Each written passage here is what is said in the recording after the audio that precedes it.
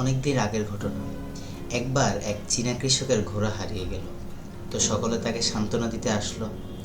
এসে বলল, তোমার ঘোড়াটা হারিয়ে গেল, তুমি তো খুবই দুর্ভাগা। তো সে বলল, হয়তো। ঠিক তার পরের দিন সেই হারানো ঘোড়াটা আরও 7টা ঘোড়া নিয়ে এলো। তো সবাই তাকে বাহবা দিতে এলো, তুমি তো বড় ভাগ্যবান, তোমার এখন 8টা ঘোড়া। তো সে বলল, হয়তো। ঠিক তার পরের দিন তার ছেলে নতুন একটা ঘোড়াকে পোষ মানাতে গিয়ে তার পা ভেঙে ফেলল। তো সকলে এসে তাকে বলল, আরে তুমি তো খুবই দুর্ভাগা, তোমার ছেলের পা ভেঙে গেল। সে বলল, হয়তো। ঠিক তার পরের দিন যখন আর্মিরা তার ছেলেকে যুদ্ধে নিতে আসলো, তো এসে যখন দেখলো তার ছেলের পা ভাঙা, তো তখন তারা তার ছেলেকে আর যুদ্ধে নিল না।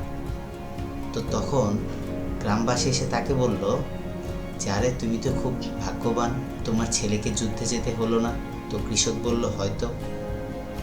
তো এই ঘটনাটা আমাদেরকে শেখায়, আমরা যাকে ভালো বা খারাপ ভাগ্য মনে করি তার আসল অর্থ বোঝাটা আসলেই অসম্ভব।